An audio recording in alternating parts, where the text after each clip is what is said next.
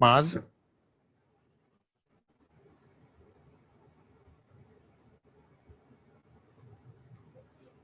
Shaukat.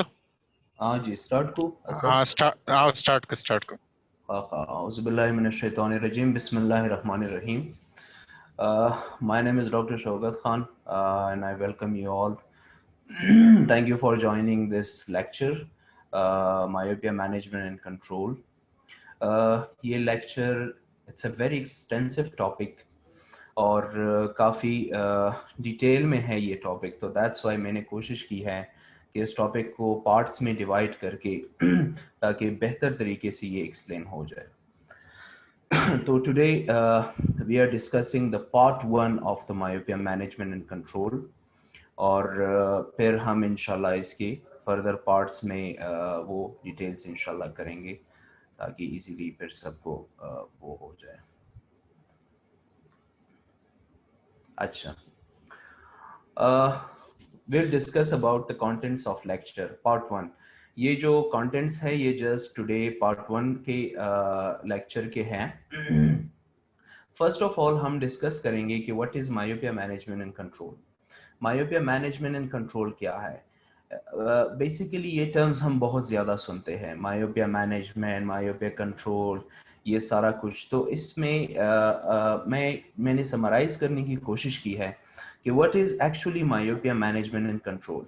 Myopia management and control का मतलब क्या है और उसकी इम्प्लीकेशंस क्या है, किस तरह से हम किसी को इन अ शॉर्ट फॉर्म, खैर आप इसको डिफिनीशन तो नहीं कह सकते, but in a short form हम इसमें ये बताएंगे कि before starting management and control कि हम इसको जान ले कि what is actually myopia management और मायोपिया कंट्रोल।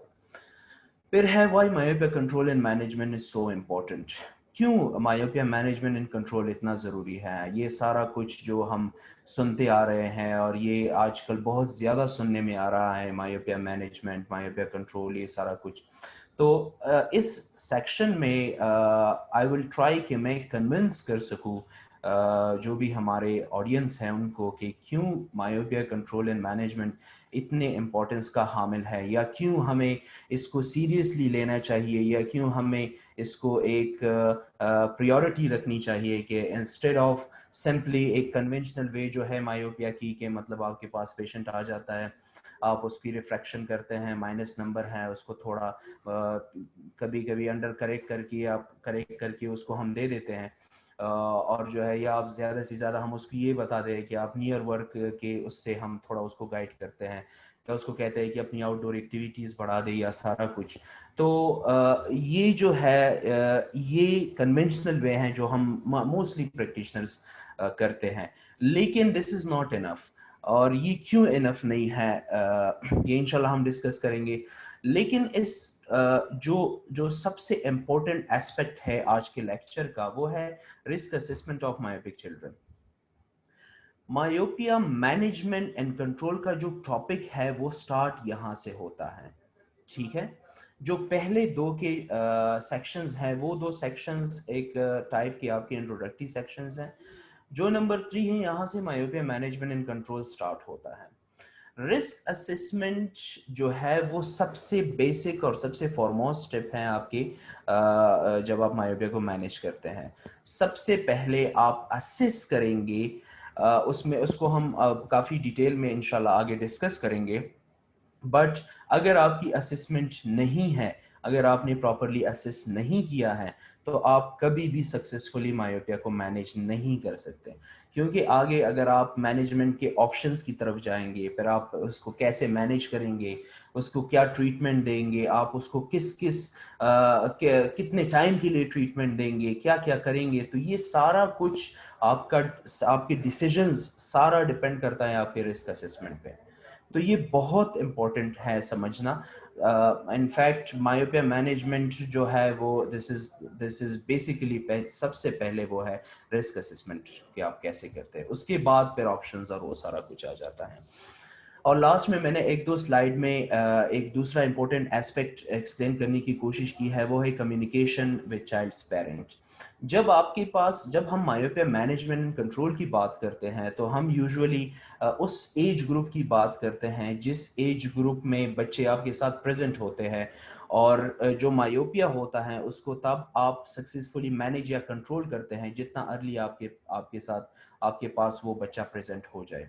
क्योंकि एज वी नो मायोपिया जो है वो 4 ईयर 5 ईयर से स्टार्ट होता है, या आपके क्लिनिक में मोस्टली पेशेंट्स इस एज में बच्चे प्रेजेंट हो सकते हैं, और अप टू 18 ईयर्स 19 ईयर्स जो है वो मायोपिया प्रोग्रेस होता है।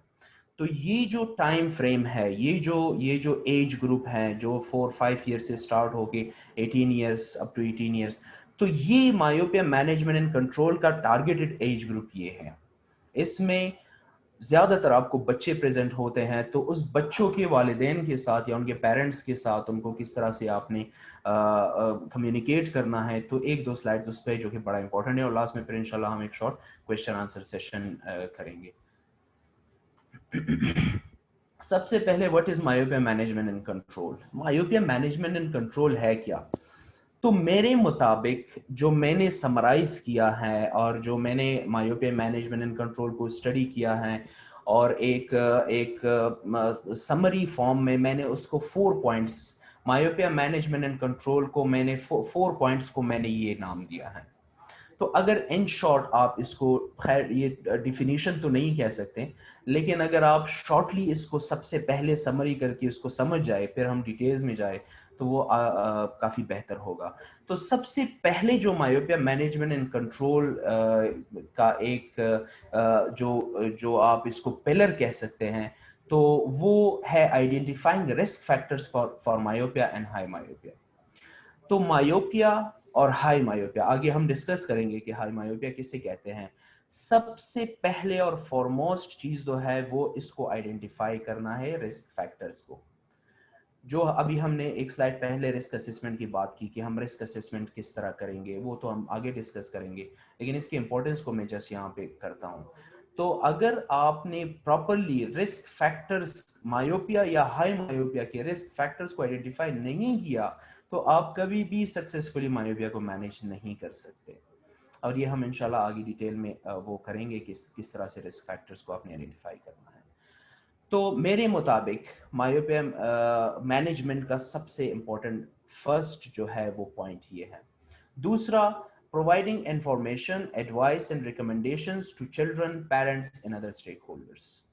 मायोपिया मैनेजमेंट कंट्रोल किस चीज का नाम है? वो दूसरा पॉइंट है कि आप इंफॉर्मेशन, एडवाइजेस और रिकमेंडेशंस, जो बच्चा है जो कि आपके पास आया है, आप उसको पेशेंट कह सकते हैं, वो उसके पेरेंट्स या जो भी स्टेक होल्डर्स हैं, उनको ये सारी चीजें प्रोवाइड करना। उनको सबसे पहले आप इंफॉर्मेशन प्रोवाइड करें, मसला क्या है, क्या सिचुएशन है, क्या क्या सिनेरियो है, क्या पॉसिबिलिटीज हैं, इसमें हमने क्या इंटरवेंशन करनी है। फिर आप उसको इनको एडवाइसेस दे कि आपने क्या क्या करना है, किस तरह से हमने ये प्लान करना है।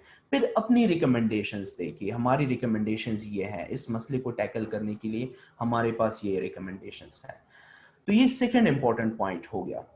थर्ड जो है इंपॉर्टेंट पॉइंट है prescribing appropriate intervention to slow myopia progression and reduce the risk of developing high myopia. जो थर्ड फैक्टर है मायोपिया मैनेजमेंट का, वो है, ये देखिए स्टेप वाइज आपने करना है। सबसे पहले आपने रिस्क फैक्टर्स आइडेंटिफाई किए, फिर आपने इंफॉर्मेशन उनके पेरेंट्स और एडवाइसेस और रिकमेंडेशंस की। अब स्टेज आता है कि आपने जो मसला डायग्नोस किया है और आपने उसके लिए जो रिकमेंडेशंस दी है, आप उसमें इंटरवीन करें। आप उसको उसको उसको ट्रीट करने की, उसको मैनेज करने की आपने जो प्लान बनाया है उस पर आप अमल करें। तो वो इंटरवेंशंस आपने अप्लाई करनी है, जो इंटरवेंशंस आपने करने हैं वो अभी आपने अप्लाई करने हैं। लेकिन वो इंटरवेंशंस का गोल क्या होगा? आपके पास मायोपिया मैनेजमेंट की ऑप्शंस क्या क्या है वो तो हम आगे जाके दूसरे पार्ट में पढ़ेंगे, लेकिन आपका अल्टीमेट गोल क्या होता है मायोपिया मैनेजमेंट में? मायोपिया मैनेजमेंट में आपके अल्टीमेट 2 गोल्स होते हैं, ठीक है। पहला गोल तो ये है कि अगर पेशेंट या चाइल्ड आपके पास प्रेजेंट हो गया और उसको मायोपिया नहीं है, लेकिन आपने उसकी रिस्क असेसमेंट कर ली और उसके जो है वो हाई रिस्क मायोप्स में आता है, ठीक है, लेट्स से उसकी एज के बेस पेरेंटल मायोपिया है, उसको उसका नियर वर्क ज़्यादा है और आउटडोर एक्टिविटीज़ कम है और ये सारा कुछ, वो एक हाई रिस्क फैक्टर में आता है, लेकिन उसको मायोपिया नहीं है, ठीक है। तो आपने रिफ्रैक्शन की और वो या तो इमीट्रोप है या थोड़ा सा हाइपरोप है, बट ही इज नॉट मायोप। लेकिन आपको पता है कि या शायद वो इन द नियर फ्यूचर या फार फ्यूचर में he is going to develop myopia and then he is going to develop high myopia। तो अगर आपको ये पता है, आप प्रेडिक्ट कर रहे हो इस चीज को, तो आपने उसमें इंटरवीन करना है ताकि आप इस जो मायोपिया डेवलपमेंट है, आप कभी भी मायोपिया मैनेजमेंट के जरिए से आप मायोपिया को प्रिवेंट नहीं कर सकते। ये बात बहुत इंपॉर्टेंट है टू नोट। कभी भी आप मायोपिक, अगर कोई patient, if someone is going to be myopic, then they will going to be myopic. आप उसको प्रिवेंट नहीं कर सकते। आप क्या कर सकते हो, आप उसकी टाइम फ्रेम को डिले कर सकते हो। लेट्स से अगर एक बच्चा 10 साल में मायोपिक हो रहा, he is going to be myopic, और अभी उसकी एज जो है वो 7 इयर्स है, और उसकी 10 साल की उम्र में he is going to be myopic, लेकिन अगर आप उसकी मैनेजमेंट की इंटरवेंशन करो, उसकी मैनेजमेंट करो, तो आप उसको डिले कर सकते हो। आप 10 साल की बजाय उसकी 13 साल की उम्र में मायोपिया डेवलप हो जाएगी। उसके फायदे क्या है डिले करने की, वो हम आगे डिस्कस करेंगे। तो ये हमने सिनेरियो डिस्कस किया कि किस तरह से अगर कोई नॉन मायोपिक पेशेंट आपके पास आए तो इंटरवेंशन से क्या हो सकता है। लेट्स से कोई मायोपिक बच्चा आपके पास आए जो ऑलरेडी मायोपिक है, 0.5 -1 या -1.5 की ग्लासेस यूज कर रही है, इज ऑलरेडी मायोपिक। तो अभी उसका हमारा कंसर्न ये है कि अब तो वो मायोपिक हो गया है, अब उस हमारा हम इसकी मायोपिया की डेवलपमेंट को डिले तो नहीं कर सकते क्योंकि he is already develop myopia. हम क्या कर सकते हैं कि इसके प्रोग्रेशन की रिस्क असेसमेंट करेंगे और देखेंगे कि इसकी मायोपिया प्रोग्रेस कैसे हो रही है। अगर इसकी मायोपिया की प्रोग्रेशन फास्ट है, फास्ट प्रोग्रेशन मतलब वो साल में 0.75 या -1 डायोप्टर प्रोग्रेस कर रहा है, जो आगे हम डिस्कस करेंगे, तो इट मींस वो फास्ट प्रोग्रेशन उसकी कर रहा है। तो इंटरवेंशन से अगर हम उसमें इंटरवीन करेंगे तो हमारा गोल ये होगा कि हम उसके प्रोग्रेशन को स्लो डाउन करें। दूसरा important point two keep in mind, myopia management की किसी भी ऑप्शन के साथ आप प्रोग्रेशन को स्टॉप नहीं कर सकते, आप प्रोग्रेशन को स्लो डाउन कर सकते हैं। आप मायोपिया को होने से प्रिवेंट नहीं कर सकते, आप मायोपिया को डिले कर सकते हैं, आप मायोपिया की प्रोग्रेशन को हॉल्ट नहीं कर सकते, बिल्कुल स्टॉप नहीं कर सकते, आप उसको मायोपिया की प्रोग्रेशन को आप स्लो कर सकते हैं। तो तीसरा पॉइंट ये है कि आप इंटरवीन करें, और इंटरवेंशन के आपके जहन में ये दो गोल्स होने चाहिए कि मुझे जो है, अगर ये मायोप नहीं है तो मुझे जाके इसकी डेवलपमेंट को डिले करना है, अगर ये मायोप है तो इसकी प्रोग्रेशन को स्लो करना है, ठीक है। और जो छोटा और बहुत इंपॉर्टेंट पॉइंट है वो है बीइंग प्रोएक्टिव, ठीक है। आप प्रोएक्टिव बने, जो कि बहुत बहुत जरूरी है आजकल हमारे इस प्रैक्टिसेस में। आप प्रोएक्टिव बने, इसकी बजाय कि आप उसको रिस्पॉन्स करें प्रॉपरली, आप उसको मैनेज करने की, आप उसको कंट्रोल करने की कोशिश करें। तो दिस स्लाइड, इस पे इसलिए थोड़ी डिस्कशन ज्यादा भी हो गई कि ये स्लाइड कंप्लीटली जितना हम मायोपिया मैनेजमेंट एंड कंट्रोल को डिस्कस करेंगे, सारा कुछ ये इसमें समराइज हो गया है। और ये समरी मैंने एक बना दी है इंक्लूडिंग 4 पॉइंट्स, जो कि मेरे मुताबिक एक खुलासा है मायोपिया मैनेजमेंट एंड कंट्रोल का। अच्छा, अब जो हम डिस्कस करने जा रहे हैं कि क्यों क्यों हम मायोपिया मैनेजमेंट, अगर अब कोई भी किसी की भी माइंड में क्वेश्चन आ सकता है कि बस चलिए ये जो कन्वेंशनल वे है ये सारा कुछ, ये मतलब हाइपरोपिया भी है, एस्टिग्मेटिज्म भी है, और बहुत से ऐसे डिसऑर्डर्स हैं, तो मायोपिया पे इस तरह इतना फोकस क्यों है कि हमें इसके लिए एक अलग सी एक एक एक लाइक सुपर स्पेशलिटी फील्ड बन गई है, और इस पे कॉन्फ्रेंसेस हो रहे हैं पूरी दुनिया में, और कोर्सेज हो रहे हैं, डिफरेंट इंस्टीट्यूट्स ऑफर कर रही हैं, और कुछ प्रैक्टिशनर हमारे ऑप्टोमेट्रिस्ट, हम भी इनके पीछे लगे हुए हैं। तो ये क्यों इतना जरूरी है? तो इस सेक्शन में मैं चाहूंगा, I will try to convince the audience कि क्यों आपने अपनी प्रैक्टिसेस में myopia management and control start करना है, इम्प्लीमेंट करना है। तो कुछ फैक्ट्स एंड फिगर्स पे अगर हम नजर दौड़ाए, तो ईस्ट एशिया में हम मायोपिया की प्रेवलेंस की बात करते हैं, तो ईस्ट एशिया में 60 से 97% तक मायोपिया की प्रेवलेंस है। ठीक है, जिसमें से ताइवान में 65%, चाइना में 65%, ताइवान में 81, साउथ कोरिया में अप टू 97% मायोपिया की प्रेवलेंस है, जो कि बहुत अलार्मिंग है। और सिंगापुर में it's almost 74%, north America 34%, central America 33%। ये डिफरेंट वो है प्रेवलेंसेस है डिफरेंट रीजन्स ऑफ अर्थ में। ऑस्ट्रेलिया में 30%, इंडिया में 35%, यूरोप में 28% तक है मायोपिया की प्रेवलेंस। अफ्रीका में इट्स 6%, जो कि सबसे कम मायोपिया की प्रेवलेंस है।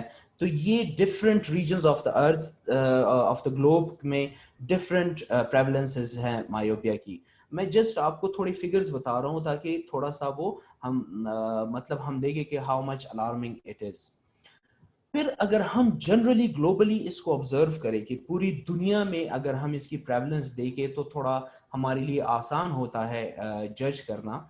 मायोपिया की प्रेवलेंस दुनिया भर में ग्लोबली, जो कि लेटेस्ट रिसर्च की स्टडीज हुई है, मेरे नॉलेज के मुताबिक, अगर और कोई लेटेस्ट रिसर्च हुआ है और मेरी नज़र से नहीं गुजरा तो आई अप्रिशिएट कि अगर किसी की नज़र से गुजरा है तो वो मेरे साथ शेयर करें। सॉरी। तो जो लेटेस्ट रिसर्चेस ये हुई है, मैंने ये रेफरेंसेस दिए हैं रिसर्चेस की, उसके मुताबिक मायोपिया की प्रेवलेंस जो है वो 22.9% है, जबकि हाई मायोपिया की प्रेवलेंस जो है वो 2.7% है। ठीक है, हाई मायोपिया क्या है वो आगे डिस्कस हो रहा है। फिर इन रिसर्चर्स ने एक एस्टिमेशन लगाया, रिसर्च करके एक एस्टिमेशन लगाया कि अगर यही सिलसिला चलता रहा, अगर कंडीशंस यही रही, तो अप टू 2050 2050 तक क्या सिचुएशन रहेगी। तो उन्होंने जब ये देखा तो टू 2050 तक मायोपिया की जो प्रेवलेंस थी वो ऑलमोस्ट 50% तक जा रही थी। मतलब 2050 में दुनिया के 50% आबादी को मायोपिया लाहक होगा। मतलब हर दो में से एक बंदा मायोपिक होगा बाई 2050, अगर सिचुएशन यही बाकी रही। और जो हाई मायोपिया है वो ऑलमोस्ट 9.8 या ऑलमोस्ट कोई 10% उसकी प्रेवलेंस होगी बाई 2050। 10% ऑफ द पॉपुलेशन वो हाई मायोपिक होंगे।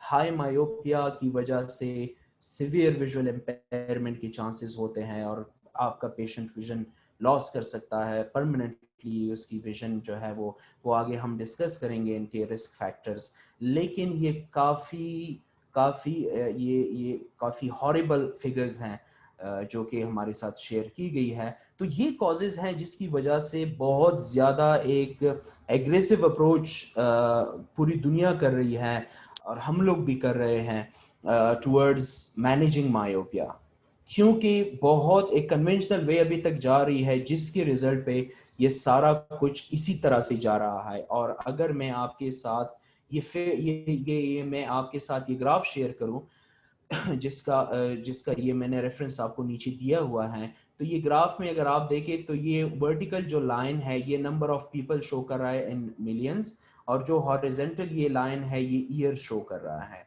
जो ये लाइट एक ब्लूइश सा है ये मायोपिया शो करेगा ग्राफ्स, और जो थोड़ा डार्कर ब्लू है वो हाई मायोपिया शो करेगा। तो अगर आप देखें 2000 में मायोपिया जो थी वो 22.9% थी उसकी प्रेवलेंस, और हाई मायोपिया की 2.7% थी। तो बढ़ते बढ़ते आप देखिए हर साल 2010 में उससे बढ़ गई मायोपिया और हाई मायोपिया। तो 2020 में जो है वो उससे बढ़ गई। 2020 में प्रेवलेंस ऑलमोस्ट 34% तक चली गई, और जो हाई मायोपिया की प्रेवलेंस है वो 5.2% तक चली गई। इसके बाद जो एक्सपेक्टेड है अगर इसी रेट से जाता गया तो देखिए आप एक बिल्कुल एक स्लोप आपके सामने आ रहा है कि जो मायोपिया है वो किस तरह से कंप्लीटली ग्राफ आपका ऊपर जा रहा है। तो ग्राफ आपका ऊपर जा रहा है मतलब there is something wrong, something we are missing, something we are doing which is not enough. तो अगर ये इसी तरह की एक सिस्टम चलता रहा जो आज तक चलता आ रहा है, तो बाय 2050 हमारी दुनिया की 50% पॉपुलेशन मायोपिक होगी, और इसके रिस्पॉन्सिबल किसी ना किसी तरह से भी हम भी होंगे, क्योंकि हमने प्रॉपरली शायद उतना काम नहीं किया जितना हमें करना चाहिए था, चाहे रीजंस कुछ भी हो। तो that's why it's important, that's why I am emphasising on this, starting this practice as soon as possible. और ये आप इवन स्क्रैच से भी स्टार्ट कर सकते हैं। बट द थिंग इज कि हमारी प्रायोरिटी होनी चाहिए और हमें इस चीज़ को बहुत सीरियसली एंड एग्रेसिवली इसको हमने अप्रोच करना चाहिए। Now what is high myopia? वो जो हम डर रहे हैं ना कि 10% पॉपुलेशन को हाई मायोपिया हो जाएगा, तो व्हाट इज हाई मायोपिया? अगर मतलब 50% दुनिया की पॉपुलेशन को मायोपिया हो रहा है, तो उसमें से अगर 10% पीपल, जो 10% पॉपुलेशन को हाई मायोपिया हो जाए, तो उससे क्या हो जाएगा? तो हाई मायोपिया की पहली डिफिनीशन ये है, 2015 में जो है वर्ल्ड हेल्थ ऑर्गेनाइजेशन ने ये डिफिनीशन जारी की है। आप WHO के उसमें वेबसाइट पे आप देख सकते हैं, -5 डायोप्टर का मायोपिया या उससे वर्स को हम हाई मायोपिया कहते हैं, ठीक है।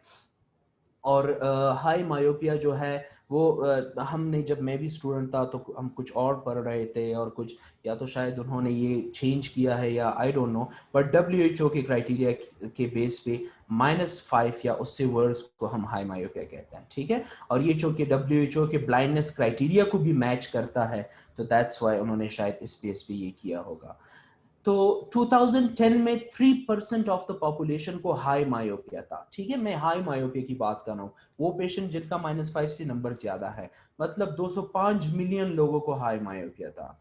जबकि प्रेडिक्टेड है कि 2050 में 10% लोग हाई मायोपिक होंगे, मतलब 925 मिलियन पीपल हाई मायोपिक होंगे bye 2050। and this is very horrible, even if you start thinking about it, and you know आप इसको माइंड में लाएंगे तो एक हॉरिबल सिनेरियो बन जाता है। और जब आप ये सोचते हैं कि you will feel yourself responsible for that, कि आपने जो है इसमें कोई रोल प्ले नहीं किया, तो डेफिनेटली फिर एक गिल्ट बंदे को फील होता है। तो व्हाट इज हाई मायोपिया? क्यों हाई मायोपिया इतना खतरनाक क्यों है? हम इतना डर क्यों रहे हैं हाई मायोपिया से? देखिए, मायोपिया मैनेजमेंट एंड कंट्रोल का एक फैक्टर अगर आप डीपली उसको स्टडी करेंगे, तो एक आप उसको ये भी दे सकते हैं कि आपकी कोशिश होती है कि आप, कोई पेशेंट आपके पास मायोपिक आ जाए, तो मायोपिया मैनेजमेंट एंड कंट्रोल के थ्रू या उसके प्रोटोकॉल से आपकी कोशिश होती है कि ये बंदा मायोपिक कैटेगरी से हाई मायोपिक कैटेगरी में ना चला जाए। तो ये भी आपका एक सक्सेस, एक गोल होना चाहिए कि लेट से आपके पास कोई बंदा -3 के एरर के साथ प्रेजेंट हो गया, अब वो -3 के एरर को आपने मजीद आगे जो है उसकी प्रोग्रेशन को स्लो करना है, ताकि वो -5 या उससे हायर पे चला ना जाए। क्योंकि अगर मायोपिया का ये जो ग्राफ है ये कंट्रोल में नहीं आ रहा, आप हाई मायोपिक ग्राफ को भी कंट्रोल में लाए, तो ये बहुत बड़ी बात होगी। तो हाई मायोपिया क्यों इतना हॉरिबल है? क्योंकि हाई मायोपिया की वजह से ये कॉम्प्लिकेशंस हो रही है, हो सकती है। मायोपिक मैकुलर डिजेनरेशन है, आपका मायोपिक डिस्ट्रॉफी है, आरडी है, रेटिनोस्क्लेरोसिस है, posterior staphyloma, glaucoma, cataract degeneration, PVD, ये सारे कॉम्प्लिकेशंस एंड मच मोर, और भी बहुत ज्यादा है। ये सारे कॉम्प्लिकेशंस आपके मायोपिया, हाई मायोपिक पेशेंट्स में इनकी रिस्क और बढ़ जाती है।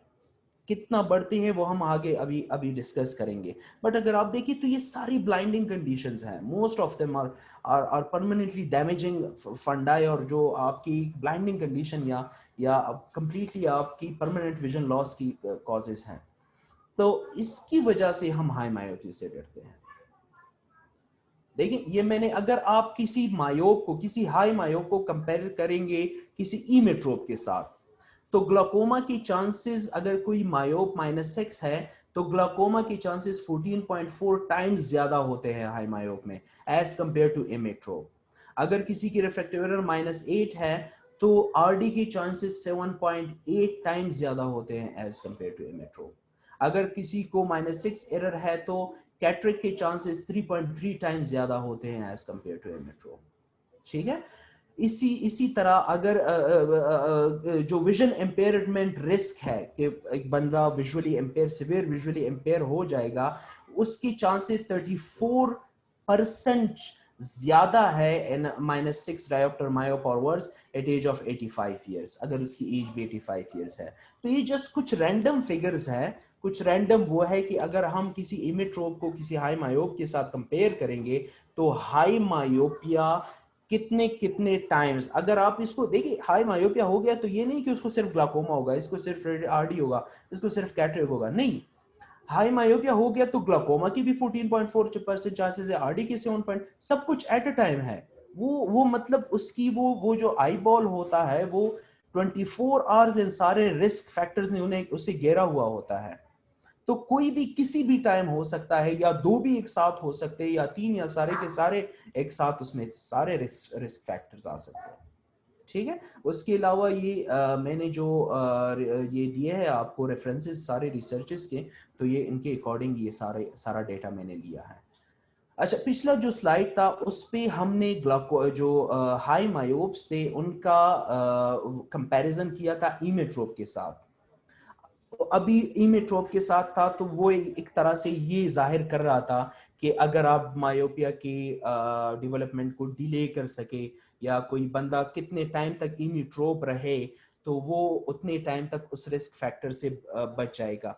फॉर एग्जांपल, अगर किसी बंदे को 10 साल की उम्र में मायोपिया होना है, आपने मायोपिया मैनेजमेंट के थ्रू उसे वो मायोपिया होने को आपने डिले किया 15 ईयर्स तक या 13 ईयर्स तक, तो वो जो बीच में 3 साल या 5 साल आपने उसको गैप किया, तो मतलब उन सालों में वो इमेट्रोप रहा और वो उस सारे रिस्क फैक्टर से 3 साल या 4 साल या 5 साल बचा रहा, तो ये एक तरफ से आपकी विनिंग है। ये जो स्लाइड है इसमें हम इमेट्रोप के साथ कंपैरिजन नहीं कर रहे, इसमें हम कंपैरिजन कर रहे हैं डिफरेंट टाइप ऑफ मायोपियास के साथ, जो कि हम मायोपिया से स्टार्ट होके है उसकी हाई मायोपिया की तरफ जाएंगे, और उसके मुताबिक फिर हम डिसाइड करेंगे कि किसमें कितना रिस्क फैक्टर्स है। फर्स्ट, ये जो देखिए आप ऊपर देखिए, ये सारा आपको रिफ्रैक्टिव एरर्स नजर आ रहा है, ठीक है। -2 डायोप्टर, -4 डायोप्टर, -6 डायोप्टर, -8 डायोप्टर, ये सारे रिफ्रैक्टिव एरर्स हैं। और नीचे जो है ये सारा जो वर्टिकल लाइन है, ये सारे वो रिस्क फैक्टर्स है, आई डिजीजेस है, और ये इसको जो है सामने लिख के है कि कितना टाइम रिस्क ज्यादा होता है। अगर आपके पास कोई पेशेंट -2 डायोप्टर का मायोप है, और तो उसको मायोपिक मैकुलोपैथी के रिस्क चांसेस 2.2 टाइम्स हायर होते हैं। अगर -4 का मायोप है तो वही myopic maculopathy 9.7 time hire risk होता है उसको करने का। अगर कोई पेशेंट -6 डायोप्टर का मायोप है तो 40.6 टाइम हायर चांसेस होते हैं उसके मायोपिक मैकुलोपैथी के। अगर कोई पेशेंट -8 डायोप्टर मायोप है तो उसको 126.8 टाइम्स ज्यादा चांसेस होते हैं मायोपिक उसके मायोपिक मैकुलोपैथी के। ठीक है। इसी तरह से अगर आप आरडी ले ले, अगर आप पोस्टेरियर कैप्सुलर कैटरेक्ट ले ले, ग्लाकोमा ले ले, तो जितना आपका मायोपिया बढ़ता है रिस्क फैक्टर्स उतने आप ज्यादा रिस्क में आते हैं सीरियस साइड थ्रेटनिंग कॉम्प्लिकेशंस के। तो अब यहाँ पे स्लाइड के डालने का मतलब क्या था, यहाँ पे मतलब था कि लेट से आपके पास पेशेंट प्रेजेंट हो गया -2 डायोप्टर पे, तो -2 डायोप्टर पे पेशेंट आपका ऑलरेडी मायोप है, आप उसको फर्दर डिले उसकी डेवलपमेंट को डिले नहीं कर सकते। तो अगर आप मायोपिया मैनेजमेंट एंड कंट्रोल के प्रोटोकॉल के अप्लाई नहीं करेंगे तो वो -2 से -4 पे चला जाएगा या -6 पे चला जाएगा, और उसकी जो है साइड थ्रेटनिंग कॉम्प्लिकेशंस पे रिस्क पे टाइम्स हायर का वो लेवल बढ़ता जाएगा। लेकिन अगर आपको वो -2 में मिला और आपने -4 तक उसको लिमिट कर दिया, उसके प्रोग्रेशन को स्लो डाउन किया कि उसकी एज 18 ईयर्स तक पहुंच गए, वो -4 तक पहुंच गया, ठीक है, -6 के उसको बाउंड्री को उसने क्रॉस नहीं किया, तो मतलब आपने उसको 40.6 टाइम हायर रिस्क से बचाया, आपने उसको 126.8 टाइम हायर रिस्क से बचाया। ऑल्दो उसको स्टिल 9.7 टाइम हायर रिस्क है, लेकिन आपने उस बड़े बड़े रिस्क से उसको बचाया। तो मतलब आपने उस it's still you won, still आपने एक इट्स ये आपकी जीत है, ठीक है।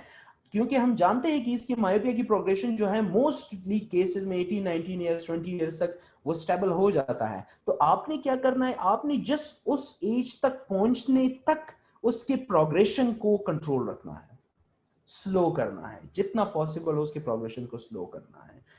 तो डिफरेंट केसेस में कितने टाइम ये इंक्रीज होता जाता है, हायर रिस्क फैक्टर्स उसके किसी भी आई डिजीज के बढ़ते जाते हैं। और ये नहीं कि आपने कोई पेशेंट -2 पे आपको प्रेजेंट हो गया और वो -4 पे चला गया और आप कहे कि ये तो मेरा फेलियर है क्योंकि वो तो प्रोग्रेस हो गया, ये सारा कुछ नहीं। यू कांट स्टॉप इट, वो जाएगा, लेकिन आपने उसको स्लो करना है ताकि वो -8 की बजाय -4 पे स्टॉप हो जाए, -4 पे वो उसकी एज वाइज स्टेबलाइजेशन हो जाए। और वो ऑल्दो वो तो रिस्क फैक्टर होगा, लेकिन ये जो बड़े बड़े हैं जो 126 और 40 इनसे बच जाएगा।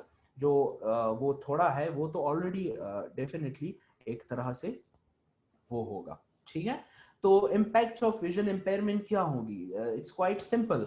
ये तीन तीन मैंने दिए हैं, इस ऐसे बहुत सारे इम्पैक्ट्स हैं। और इन तीनों की इवन इस हेडिंग की सब हेडिंग्स जो अगर मैं आपको वो करूंगा तो वो काफी ज्यादा है। तो उसमें से एक है pushing away individuals from education and work, ठीक है, reducing their access to health care and pushing individuals to poverty. ये बहुत बेसिक है, इसमें से और भी बहुत ज्यादा है, वो आप पढ़ते जाए तो बहुत खतरनाक उसके इम्पैक्ट्स है। सिंपल में अगर आपको एक इसकी एक वो शैडो एक इमेज दूं तो वो ये है कि the cost of global lost productivity resulting from uncorrected refractive error estimated at $202 billion US dollars उसका कॉस्ट है। ठीक है, अनकरेक्टेड रिफ्रैक्टिव एरर की वजह से जो ग्लोबली लॉस्ट प्रोडक्टिविटी में लॉस्ट आता है वो 202 बिलियन यूएस डॉलर्स का आता है। ठीक है, तो इसके यहाँ पे डिस्कस करने का क्या मतलब था? इसके डिस्कस करने का मतलब ये था कि इन द कॉन्ट्रास्ट अगर हम अनकरेक्टेड रिफ्रैक्टिव एरर को ग्लोबली खत्म करना चाहे, पूरी दुनिया में अनकरेक्टेड रिफ्रैक्टिव एरर को ठीक करना चाहे, तो उस पे cost just 20 to 28 billion US dollar आता है। तो ये this is my message to the world community, to the WHO, that we are losing, you know, the productivity.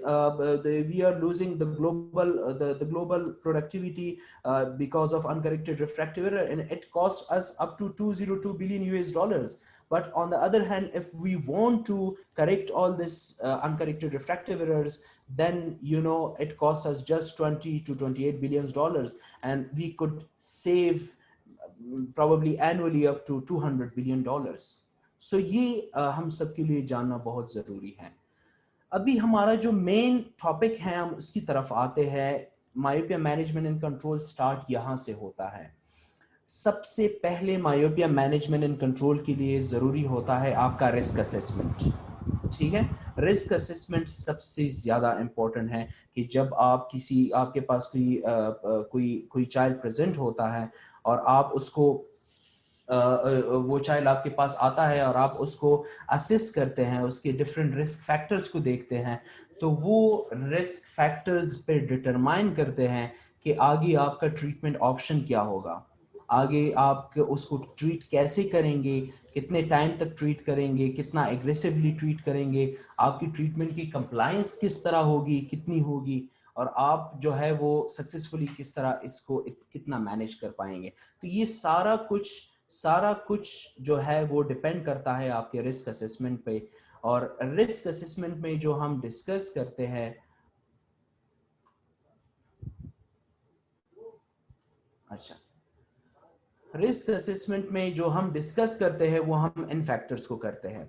Risk assessment पे हम देखते हैं एज को, एथनिसिटी को, पेरेंटल मायोपिया को, रिफ्रैक्टिव एरर को, नियर इजोफोरिया और एक्कोमोडेटिव लैग को, टाइम स्पेंट आउटडोर्स को, टाइम स्पेंट नियर वर्क को और नियर वर्क, और जनरल हेल्थ को। ठीक है, तो ये सारी चीजें हम रिस्क फैक्टर, इन सारी चीजों को हम एक एक करके डिस्कस करेंगे।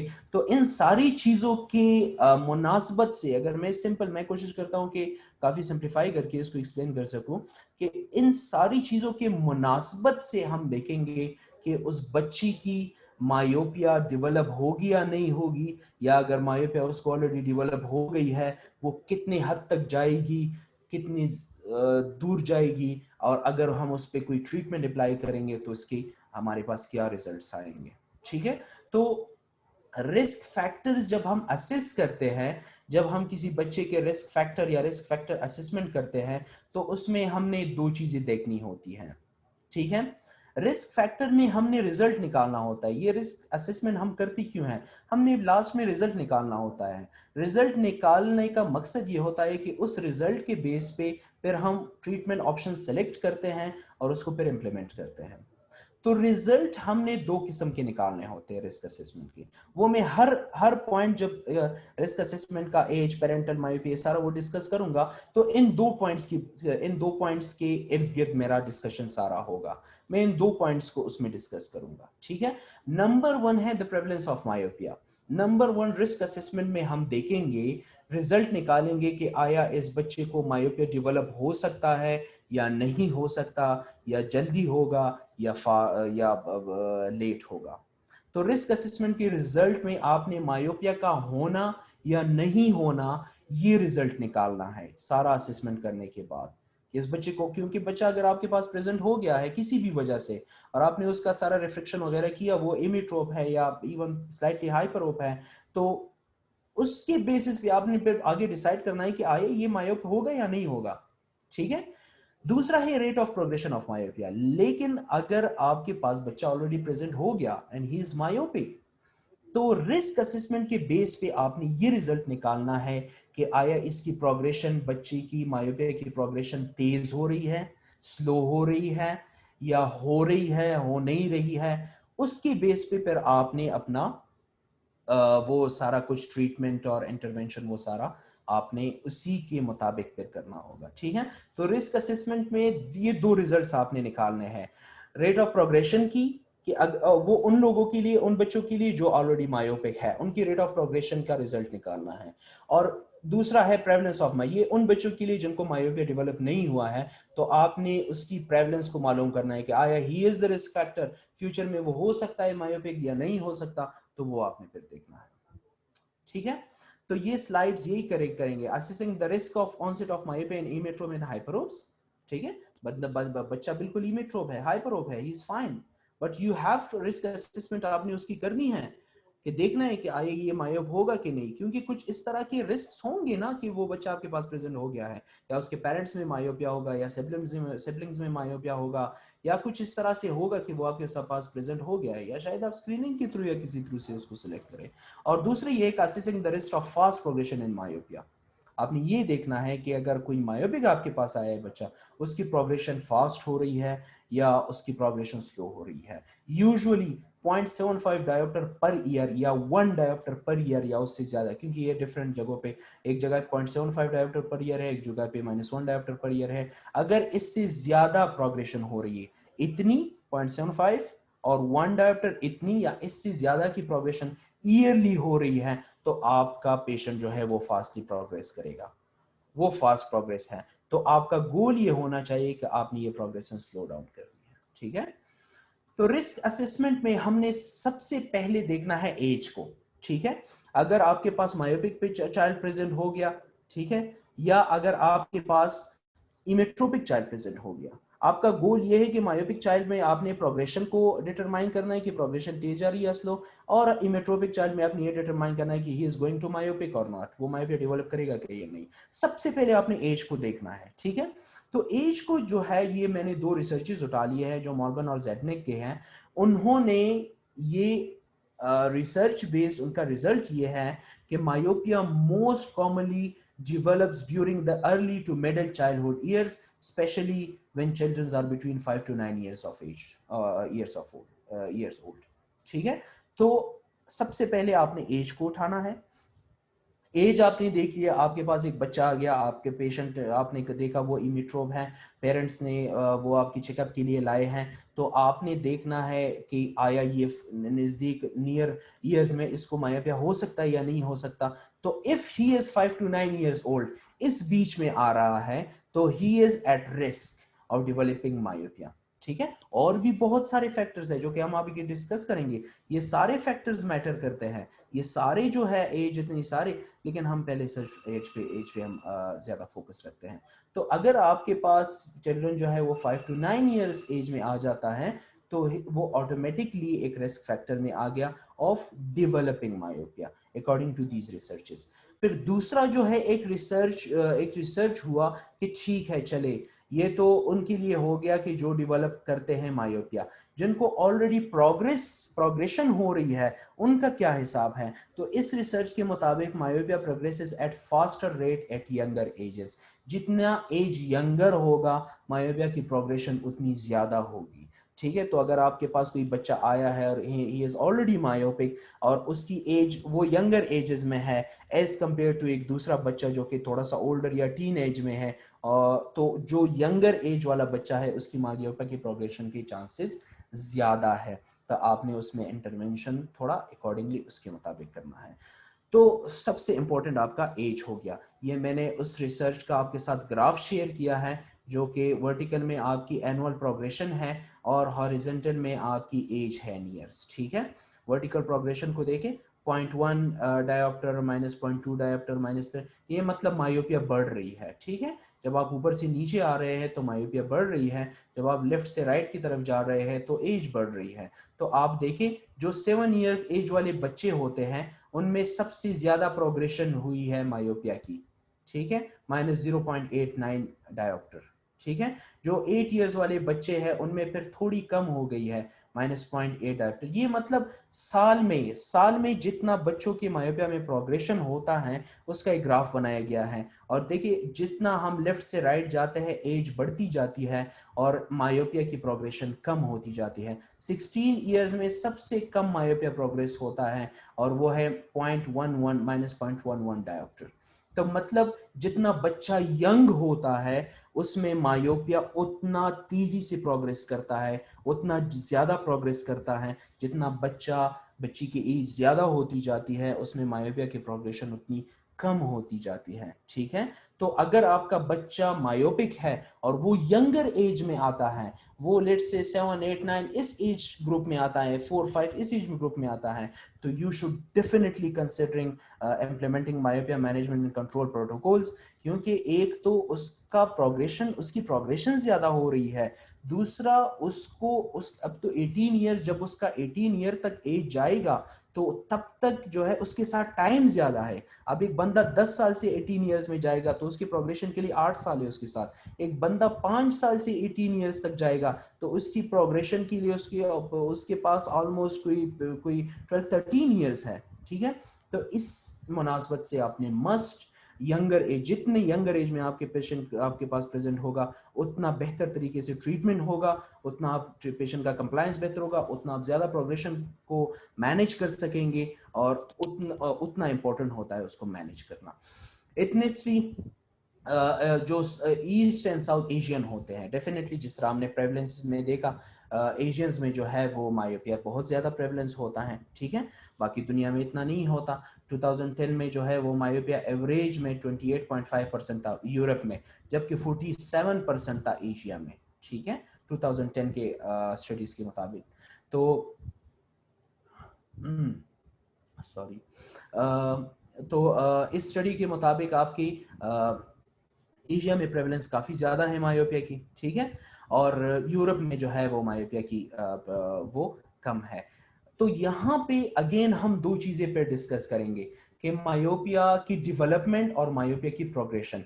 जो एशियन होते हैं, जो ईस्ट और वेस्ट एशियन एथनिसिटी के होते हैं, उनमें मायोपिया की प्रेवलेंस भी ज्यादा होती है, उनमें डेवलपमेंट भी मायोपिया की ज्यादा होती है, मतलब ज्यादा लोगों को मायोपिया होता है, और उनमें प्रोग्रेशन भी फास्ट होती है। अगर आप एक यूरोपियन को ले तो यूरोपियन चाइल्ड की प्रोग्रेशन इतनी फास्ट नहीं होगी जितनी उसकी काउंटर पार्ट एशियन चाइल्ड की प्रोग्रेशन होगी। ठीक है, ये चार्ट उसको एक्सप्लेन करता है, डोनोवन टाल की चार्ट है, काफी बेहतरीन, ये सर्च करके मैंने इसमें डाल दी है, जो बहुत अच्छी तरह से एक्सप्लेन करता है।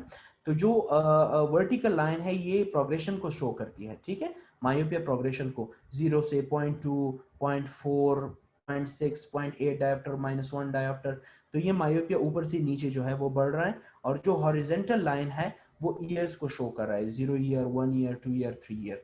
ठीक है, ब्लैक लाइन यूरोपियंस को शो करता है और ऑरेंज लाइन जो है वो एशियंस को शो करता है। तो लेट्स से हम जो है 1 ईयर को लेते हैं। एट 1 ईयर मतलब 0 में बिल्कुल दोनों का 0 था।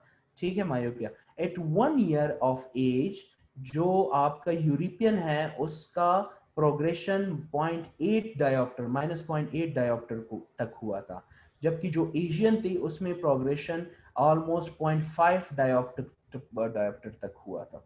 ठीक है, तो एशियंस में 0.8 डायोप्टर और यूरोपियंस में 0.5 डायोप्टर। तो इट मींस कि जो एशियंस होते हैं उनमें मायोपिया की प्रेवलेंस भी ज्यादा होती है, और myopia age compare to European counterpart, और मायोपिया उनमें मायोपिया की प्रोग्रेशन भी ज्यादा होती है। तो अगर आपके पास चाइल्ड प्रेजेंट हो गया और वो एशियन एथनिसिटी का है, जो कि मोस्ट प्रॉब्ली हमारे सेटअप्स में होगा, तो वो डेफिनेटली एक मायोपिक रिस्क फैक्टर में आ जाएगा। जो अदर बहुत इंपॉर्टेंट फैक्टर है वो है पेरेंटल मायोपिया। ठीक है, पेरेंटल मायोपिया को भी हम उसी दो सेंसेस में लेते हैं। अगर एक पेरेंट मायोपिक है तो 3 टाइम्स बच्चे को ज्यादा रिस्क है मायोपिया डेवलप करने के। ठीक है, अगर 2 पेरेंट्स मायोपिक है तो ऑटोमेटिकली 6 टाइम्स ज्यादा रिस्क फैक्टर है मायोपिया डेवलप करने के। ठीक है, ये रिसर्च का रेफरेंस मैंने दिया है, ये अकॉर्डिंग टू दिस है। तो मतलब अगर आपके पास कोई बच्चा आ गया और उसके पेरेंट्स जो है उनमें से एक मायोपिक है और बच्चा कंप्लीटली इमेट्रोप है, लेकिन स्टिल उसके पेरेंट में एक या दोनों पेरेंट्स मायोपिक हैं, तो वो आपके हाई रिस्क फैक्टर में आता है। तो हाई रिस्क फैक्टर में फिर आपने उसको, अगर वो इमेट्रोप भी है तो फॉलो अप में रखना है और आपने उसको ऑब्जर्व करना है, ताकि अगर वो मायोपिया उसका डेवलप हो भी जाए तो वो आपकी आंख से बचे ना, और जितना जल्दी हो आप उसको मैनेज और कंट्रोल करने की कोशिश करें।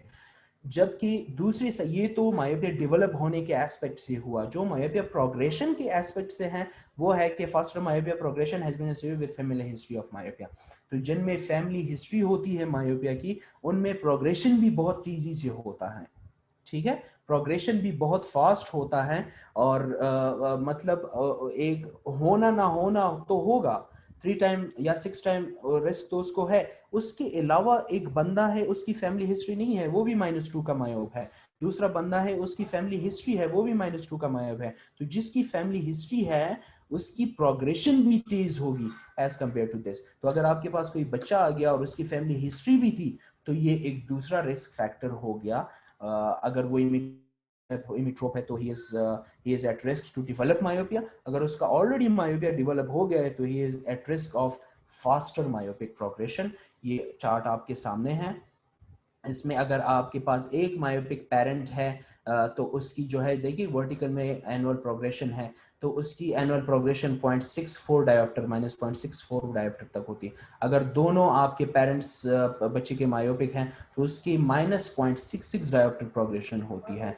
तो मतलब जितना फैमिली हिस्ट्री स्ट्रांग होगी, जितना मायोपिक फैक्टर फैमिली में स्ट्रांग होगा, उतना ज़्यादा उतना ज़्यादा जो है वो मायोपिया की प्रोग्रेशन की चांसेस भी उसमें उस बच्चे में या जो भी आपका पेशेंट है उसमें होगा। ठीक है, अगर ये देखें जो जिनका कोई भी फैमिली हिस्ट्री नहीं थी, उनकी प्रोग्रेशन जस्ट 0.36% हुई, -0.36 डायोप्टर हुई है एनुअली। ठीक है, तो वो ये सेम रिफ्रैक्टिव एरर के 3 पेशेंट्स थे और उनका सेम रिफ्रैक्टिव एरर था और 1 साल में उनकी रीडिंग्स ली गई। तो जिनका कोई फैमिली हिस्ट्री नहीं था उसकी इतनी थोड़ी सी प्रोग्रेशन हुई है, जिनकी थोड़ी history single parents family history थी उनकी थोड़ी ज्यादा हुई है, और सबसे ज्यादा उन लोगों की हुई जिनकी स्ट्रॉन्ग फैमिली हिस्ट्री थी। तो मतलब अगर फैमिली हिस्ट्री है तो you definitely need to intervene and implement myopia management and control. ठीक है, अब ये बहुत ज्यादा इंपॉर्टेंट एस्पेक्ट है रिस्क फैक्टर्स में रिफ्रैक्टिव एरर का। ठीक है, रिफ्रैक्टिव एरर से देखिए ये it's like a magic. Refractive error से आप बहुत बेहतर तरीके से आप बहुत अच्छी तरीके से आप प्रिडिक्ट कर सकते हैं कि आया ये बच्चा जो मेरे पास आया है he is going to be myopic और नॉट। ठीक है, तो ये बहुत ज्यादा इंपॉर्टेंट है कि आप इसको एक बेहतर तरीके से समझें।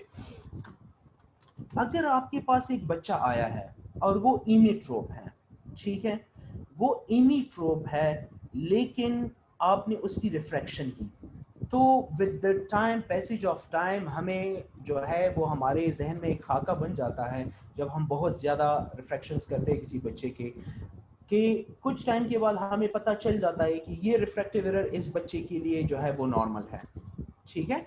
लेट्स से अभी एक रिसर्च हुई है जो ये ओजाइमी की एक रिसर्च मैंने डाली है ये वाली, तो उन्होंने लिखा है कि नॉर्मल रिफ्रैक्टिव एरर ऑस्ट्रेलियन बच्चों के लिए 7 to 6 ईयर जिनकी एज होगी, एक नॉर्मल रिफ्रैक्टिव एरर उनके लिए +1.25 डायोप्टर है, ठीक है। तो और चाइना में एक लाइन की रिसर्च हुई है, लाइन इटाल की, उन्होंने कहा है कि जो 6 साल के बच्चे हैं चाइना में, उनके लिए नॉर्मल रिफ्रैक्टिव एरर +1.25 डायोप्टर होगा, ठीक है, जो कि वेल अंडरस्टूड है, हम सब जानते हैं। एट बर्थ आइज मायोपिक होती हैं, फिर आराम आराम से वो इमेट्रोपाइजेशन कम इनटू प्ले, और फिर आराम आराम से वो +3 या +2 डायोप्टर का जो भी बच्चों का रिफ्रैक्टिव एरर होता है हाइपरोपिया, वो आराम आराम से एज के साथ खुद ही कवर होके वो इमिट्रोप हो जाता है बच्चा, ठीक है। तो 6 ईयर के एज पे ऑस्ट्रेलियन या चाइना के जो बच्चे होते हैं उनके लिए नॉर्मल रिफ्रैक्टिव एरर रखा गया +1.25 डायोप्टर, ठीक है। तो ये उन्होंने अपने लिए एक नॉर्मल रखा, ठीक है, ये उन्होंने अपने लिए एक नॉर्मल रखा कि this is normal for this age. अगर आप रिफ्रैक्शन करेंगे और लेट्स से 6 साल के बच्चे का आप रिफ्रैक्शन करेंगे, तो 6 साल का बच्चा हम एक्सपेक्ट करते हैं कि वो लेट्स से +1 या +1.25 का हाइपरोप होगा, लेकिन वो इमिट्रोप निकला, वो हाइपरोप नहीं है, मतलब एब्सेंस ऑफ प्लस। तो it means absence of plus could also mean the presence of minus, ठीक है। तो अगर आपने किसी बच्चे की इमेट्रोपिया, किसी बच्चे का रिफ्रैक्शन किया और उस एज के मुताबिक वो प्लस नंबर उसको नहीं था जो एक नॉर्मल प्लस नंबर होता है, लेट्स से 6 साल के बच्चे के लिए +1 वो हो गया या +1.25 हो गया, या 7 साल के बच्चे के लिए +0.75 नॉर्मल हो गया, या 8 साल के बच्चे के लिए 0.5 नॉर्मल हो गया, 9 साल के 10 साल के बच्चे के लिए +0.25 डायोप्टर नॉर्मल हो गया, क्योंकि हम जितना जितना एज ज्यादा बढ़ता है वो हाइपरोपिया कम होता जाता है। तो अगर वो उस एज में वो नॉर्मल वाला प्लस नंबर उसका नहीं है, या बच्चा कंप्लीटली इमिट्रोप है, या बच्चे का प्लस नंबर कम है, आप एक्सपेक्ट करते हैं कि 6 साल में बच्चे को +1.25 या +1 होगा, और आपने रिफ्लेक्शन की वो +0.25 था 6 ईयर एज पे, तो इट मींस के ये जो लेसर प्लस नंबर है, ये लेसर प्लस नंबर इंडिकेट करता है कि कहीं ना कहीं myopia is coming into play, myopia is preparing to play its cards, ठीक है। तो ये बहुत इंपॉर्टेंट फैक्टर है माइंड में रखने के लिए जब आप रिस्क असेसमेंट करते हैं। इस तरह का बच्चा आपकी नज़र में आ जाए कि उसके एज के मुताबिक उसकी रिफ्रैक्शन प्लस नंबर नहीं है, या जो नॉर्मल प्लस है उससे कम है, तो आपने उसको मस्ट इंटरवीन करना है। अच्छा, इंटरवीन ये करना है कि आज तक इतनी स्टडीज काफ़ी नहीं हुई है कि हम कहें कि अच्छा इस बच्चे का प्लस नंबर कम है, ये इमेट्रोप है, तो उसको कोई ना कोई ग्लासेस दे या किसी तरह से मैनेज करे या आई ड्रॉप्स दे। काफ़ी रिसर्चेस कुछ है but they are not sure, they are not certain. तो इसलिए हमारा इंटरवेंशन ये होगा कि उसको सिंपली फॉलो अप पे रखें, ठीक है। बच्चा इमिट्रोप है या +0.25 डायोप्टर उसका रिफ्रैक्टिव एरर है, उसको आप फॉलो अप पे रखें, वो नेक्स्ट विजिट पे आएगा, आप देखिए अगर मजीद प्लस नंबर कम हुआ है तो आपको मजीद श्योरिटी होगी कि ये मायोपिया की तरफ जा रहा है, नेक्स्ट फॉलो अप पे रखें, नेक्स्ट फॉलो अप पे आएगा -0.25 या -0.5 का एरर डेवलप हो गया होगा, now this is the time for you to intervene and implement myopia management control जो भी हम आगे करेंगे, ठीक है। तो ये बहुत ज़्यादा इंपॉर्टेंट फैक्टर है क्योंकि आप प्रिडिक्ट कर सकते हैं फ्यूचर को, you can predict the future through your refractive skills and it's quite simple. और यह है कि children with lower amount of plus refraction are at significant risk of myopia, ठीक है। इसके अलावा ये तो डेवलपमेंट के थ्रू से हुआ कि डेवलप उन बच्चों को मायोपिया ज़्यादा होगा, डेवलपमेंट उनकी ज़्यादा होगी, लेकिन जो बंदे -6 डायोप्टर या मोर माइनस जो हायर मायोप है, हायर मायोप में प्रोग्रेशन भी ज़्यादा तेज़ी से होती है। ये इस रिसर्च में फैन एट ऑल और जोंग एट ऑल की जो रिसर्चेज है ये मैंने उठा ली, यहाँ पे रेफरेंस दी है। जो हायर मायोप है -6 के मायोप्स है, दो बंदे हैं, एक का -2 एरर है, दूसरे का -6 एरर है, तो जिनका एरर ज्यादा है उसकी प्रोग्रेशन भी ज्यादा तेजी से होती है। तो ये दिस इज अनदर रीजन कि अगर आपके पास हाई रिफ्रैक्टिव एरर का पेशेंट आता है तो आपने उसमें मस्ट इंटरवीन करना है। And at the moment there is insufficient evidence to treat emmetropic children, वो नहीं, ऑल दो आपने उसको फॉलो अप पे रखना है। एक दूसरा, आपने उसको बिहेवियरल एडवाइसेस देनी है। बिहेवियरल एडवाइसेस वही है कि आपने नियर वर्क कम करना है, आपने आउटडोर एक्टिविटीज ज़्यादा बढ़ानी है, आपने जो है वो खेलना कूदना, इन सारी चीज़ों पे आपने उसको थोड़ा सा गाइड करना है। तो ये बिहेवियरल एडवाइसेस देके और फॉलो अप पे रखना है, ठीक है। और ये जो हम नियर वर्क की बात करते हैं और आउटडोर एक्टिविटीज की बात करते हैं, तो ये भी थोड़ी सी, इनमें भी मिसकंसेप्शन और मिथ्स हैं जो कि हम आगे जाके क्लियर करेंगे इंशाल्लाह। अच्छा, दो चीजें हैं जो कि रिस्क असेसमेंट में बहुत इंपॉर्टेंट रोल, बहुत ज्यादा इंपॉर्टेंट रोल तो प्ले नहीं करती, और दो मैनेजमेंट के टाइम पे वो बहुत इंपॉर्टेंट रोल प्ले करती है। और वो दोनों है बाइनोकुलर सिंगल विजन के रिलेटेड। एक है नियर इजोफोरिया और दूसरा है एकोमोडेटिव लैग। नियर इजोफोरिया और एकोमोडेटिव लैग जब आप असेसमेंट करते हैं या रिस्क फैक्टर को आप डिटरमाइन करते हैं, तो उनमें रोल है, लेकिन बहुत ज़्यादा, जिस तरह ये और बाकी रिफ्रैक्टिव एरर्स और ये सारी चीज़ें, वैसा रोल नहीं है। लेकिन उसको हम डिस्कस इसलिए करेंगे कि आगे जाके मैनेजमेंट में इसका बहुत ज़्यादा रोल है। जब हम मायोपिया को मैनेज करेंगे तो ये they will help us a lot. अच्छा, near esophoria has been reported by some to associated with myopia onset, ठीक है। मायोपिया ऑनसेट के साथ इसका बहुत ज्यादा रोल है। मायोपिया ऑनसेट के साथ कुछ स्टडीज में, बहुत ज्यादा नहीं, सॉरी टू से, बहुत ज्यादा नहीं, has been reported by some to be associated with myopia onset, ठीक है। कुछ ने ये कहा है कि मायोपिया ऑनसेट के साथ एसोसिएशन है इसकी, प्रोग्रेशन के साथ नहीं, ऑनसेट के साथ, कि मायोपिया किस कब डेवलप होगी उसके साथ है। The evidence linking esophoria to myopia onset is not strong, ठीक है। And majority of the clinical trials studying myopia onset did not report associated near esophoria. Majority studies में, जिस तरह जेन की स्टडी हुई, जेडने की स्टडी हुई, तो बहुत सी स्टडीज में मायोपिया के साथ नियर इजोफोरिया को स्ट्रॉन्ग एसोसिएशन नहीं बनाया गया। और दो कुछ स्टडीज में उन्होंने कहा कि थोड़ा बहुत एसोसिएशन है, बट स्टिल, क्योंकि अगर स्ट्रॉन्ग एसोसिएशन नहीं भी है, हम फुल बाइनोकुलर वर्कअप करेंगे, क्योंकि आगे जाके ये मैनेजमेंट में हमें डेफिनेटली इसको माइंड करना है नियर इजोफोरिया को, इसको हम ओमिट नहीं कर सकते, ठीक है। इसी तरह से एकोमोडेटिव लैग है। Myopic eyes are said to have greater lag of accommodation on compared with non-myopic eyes, with resulted hyperopic defocus at the near. Accommodative lag भी देखा गया है कि myopic patients में ज्यादा होता है, बट अभी तक ये लोग कंफ्यूज है, अभी तक रिसर्चेस कंफ्यूज है कि जो मायोपिया है उसकी वजह से एकोमोडेटिव लैग है, या जो एकोमोडेटिव लैग है उसकी वजह से मायोपिया है, तो वो अभी तक क्लियर नहीं हुआ। बट मायोपिक पेशेंट्स में एकोमोडेटिव लैग पाया गया है, लेकिन ये चूंकि बहुत ज्यादा स्ट्रॉन्ग एसोसिएशन इसकी नहीं है, दैट्स वाई रिस्क फैक्टर्स में या रिस्क असेसमेंट में इसका कोई अहम रोल नहीं है ज्यादा। बट हम मैनेजमेंट में इसका बड़ा रोल है, जब मायोपिया को मैनेज करेंगे तो हम इसको जरूर डिस्कस करेंगे, ठीक है। ये मैंने रिसर्च डाले हैं, ये बर्नस्टन और इसकी ये कह रहे हैं कि it's unclear whether the lag of accommodation appears before और after the onset of myopia, ठीक है।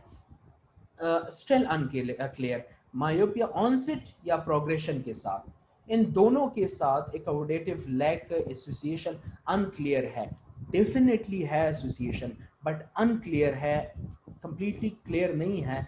और ये बहुत इंपॉर्टेंट है मैनेजमेंट के टाइम पे, वहाँ पे हम ये बहुत वो है यहाँ पे दूसरा टर्म आया है हाइपरोपिक डिफोकस एट नियर।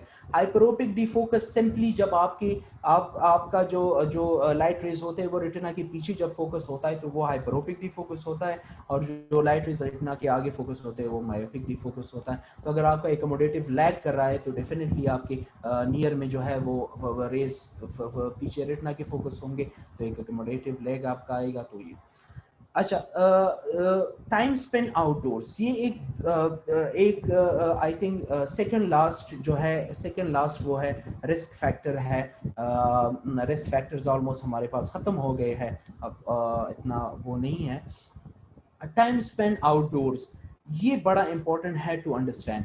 हमारे प्रैक्टिशनर्स में बहुत ज़्यादा, जितना मैंने मोस्टली ऑब्जर्व किया, हम जो है वो जब कोई बंदा पेशेंट हमारे पास आता है, उसकी रिफ्लेक्शन होती है, माइनस नंबर हम उसको देते हैं, तो साथ में हम उसको ये एडवाइस ज़रूर देते हैं कि कोशिश करें आप अपना नियर वर्क कम करें और कोशिश करें कि आप अपना आउटडोर एक्टिविटीज़ ज़्यादा करें। इससे जो है वो मतलब इसको हम एक तरह से मायोपिया मैनेजमेंट कंसिडर करते हैं, जो कि सही नहीं है, या सही है कुछ हद तक बट काफ़ी नहीं है। ये बात काफ़ी नहीं है, क्योंकि टाइम स्पेंड आउटडोर या टाइम डिक्रीज नियर वर्क, ये दोनों चीज़ें, जब आप नज़दीक के काम को कम करते हैं या आप टाइम स्पेंड आउटडोर करते हैं, इसका इम्पैक्ट उन लोगों पे नहीं है जिनको ऑलरेडी मायोपिया है या जिनका मायोपिया प्रोग्रेस कर रहा है। इसका इम्पैक्ट प्रोग्रेशन पे बहुत कम है या नहीं है। ये थोड़ा सा अनक्लियर टर्म है। बहुत कम है, अगर है तो बहुत ज्यादा कम है, या बिल्कुल नहीं है। इसका इम्पैक्ट उन लोगों पर है जिनको मायोपिया डेवलप नहीं हुआ और वो रिस्क फैक्टर है और फ्यूचर में they are going to develop myopia. ठीक है, आपने रिस्क असेसमेंट करी, रिफ्रैक्टिव एरर या किसी चीज से आपको पता चला कि this patient is going to be myopic, और वो भी मायोपिक हुआ नहीं है, तो बिहेवियरल एडवाइसेस में आपने उसको देना है कि टाइम स्पेंड आउटडोर करे और डिक्रीज स्क्रीन टाइम या डिक्रीज नियर वर्क करे, ताकि उसकी डेवलपमेंट डिले हो सके। लेकिन अगर कोई पेशेंट ऑलरेडी मायोपिक है, तो आप उस ऑलरेडी मायोपिक पेशेंट को अगर ये एडवाइसेस देंगे और उसको फारिग करेंगे, तो दैट्स नॉट इनफ, क्योंकि प्रोग्रेशन के पे इसके इम्पैक्ट्स बहुत कम देखे गए हैं या ऑलमोस्ट नहीं देखे गए हैं, जबकि इसके इम्पैक्ट डेवलपमेंट पे बहुत ज़्यादा है। ये मैंने रोज इटाल की स्टडी आपके साथ शेयर की है जो 2018 पे हुई है, जिसमें उन्होंने क्लियर किया है कि डेवलपिंग मायोपिया पे इसके असरात है। लिहाजा अगर आप किसी डेवलपिंग मायोपिक की तरफ से आप वो करते एडवाइसेस करते, वेल एंड गुड, नहीं तो अगर कोई प्रोग्रेस कर रहा है मायोपिया, तो दैट्स सिंपली नॉट इनफ। ठीक है,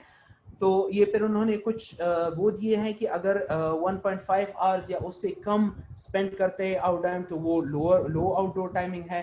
1.5 टू 2.5 आवर्स डेली स्पेंड करते हैं तो वो मॉडरेट आउटडोर टाइम है, और अगर 2.5 आवर्स से डेली ज़्यादा वो आउटडोर टाइम स्पेंड करते हैं तो ये हाई आउटडोर टाइम है। और हमारी कोशिश ये होगी कि हम अगर कोई पेशेंट की आउटडोर टाइमिंग लो है, हम उसको मॉडरेट या हाई पे लेके आए।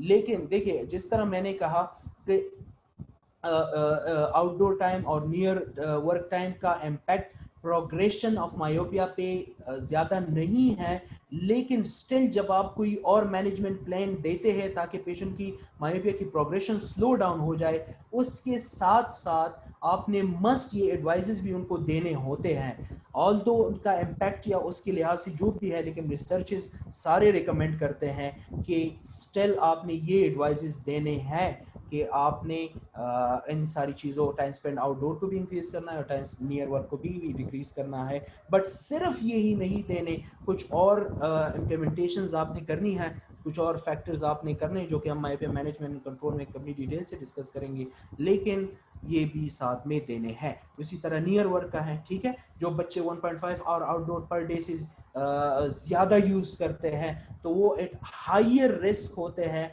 डेवलपमेंट ऑफ मायोपिया की। ठीक है, at higher risk development of myopia, myopia develop करने की, मायोपिया प्रोग्रेशन पे इसके असरात बहुत कम होते हैं। ये सारा रोज इटाल का है, वही है लो मॉडरेट हाई। हमारी कोशिश होगी कि high amount of near work से हम बच्चों को moderate amount of near work पे शिफ्ट करें या लो अमाउंट ऑफ नियर वर्क पे शिफ्ट करें। ठीक है, देखिए इन्होंने यहाँ पे मेंशन किया है, there is not strong evidence linking reduce amount of near work with slower progression.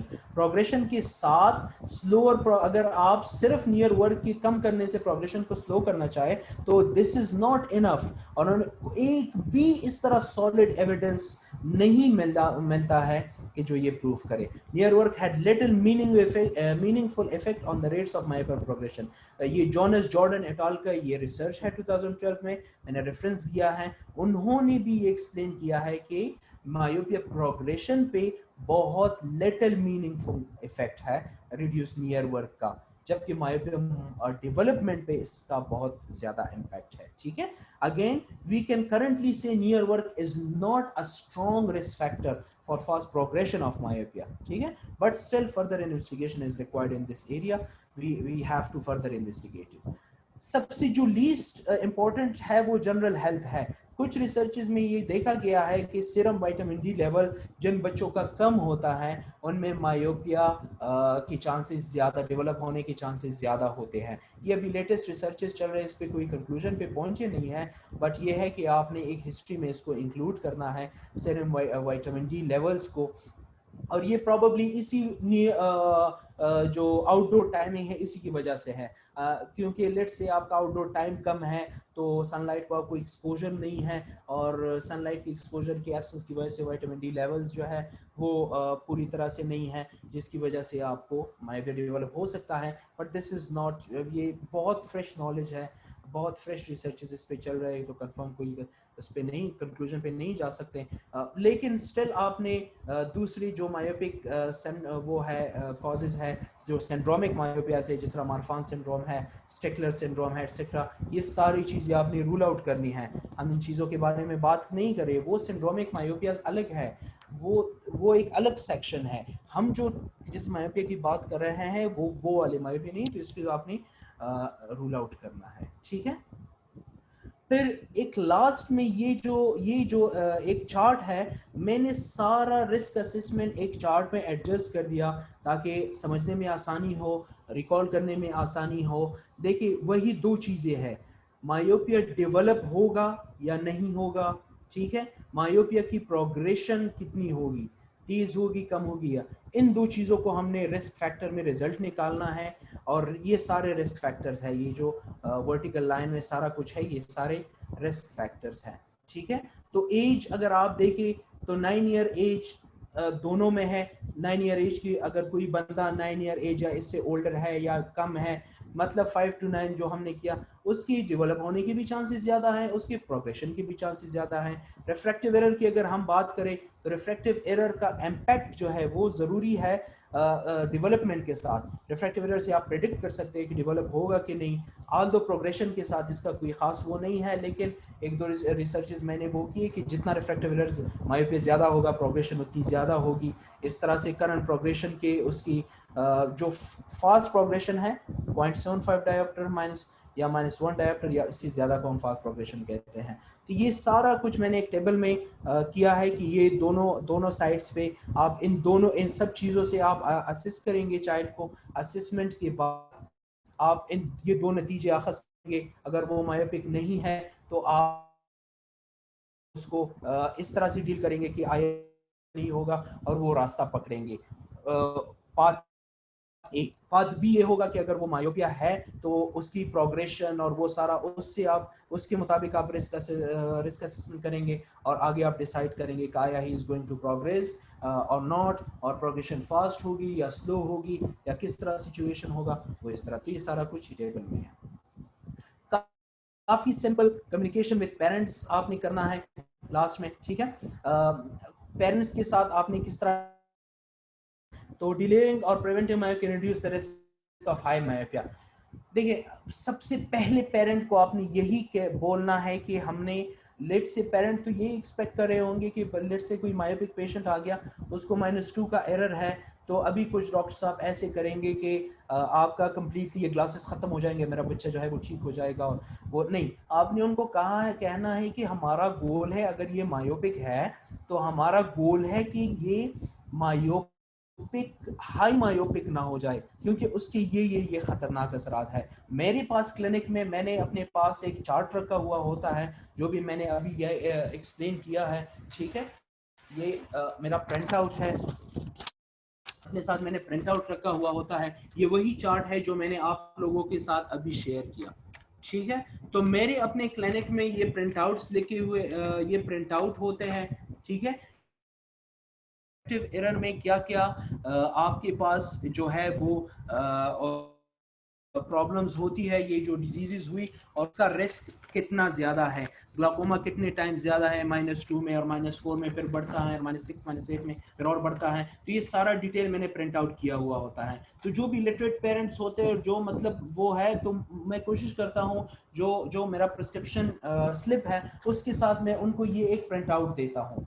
तो इस प्रिंट आउट में उनको मैं समझाता हूँ, क्लियर करता हूँ कि देखिए अगर आपका बेड यहाँ पे है तो वो यहाँ पे अगर जाएगा तो इतने इतने खतरों से उसको लड़ना होगा। सिंपल वर्ड्स में, यहाँ पे जाएगा तो वो जितना दुश्मन के मुल्क में अंदर जाता जाएगा उसको ज्यादा खतरों से लड़ना होगा। तो इसलिए मैं उसको यहाँ पे कंट्रोल करना चाहता हूँ ताकि वो यहाँ पे ना जाए और इन सारे दुश्मनों से बचे, जस्ट यहाँ, क्योंकि वो अभी यहाँ पे खड़ा है। ठीक है, तो दैट्स वाई इसका जो है वो एक तरह से एक्सप्लेनेशन हो जाती है। पेशेंट की कंप्लाइंस भी अच्छी होती है, फिर पेरेंट्स की कंप्लाइंस भी अच्छी होती है और एक बेहतर तरीके से फिर पेरेंट आपको रिस्पांस देते हैं। तो कोशिश करें कि अपने साथ ये एक्सप्लेन करने में पेशेंट को मदद मिलेगी, उनके पेरेंट्स को मदद मिलेगी।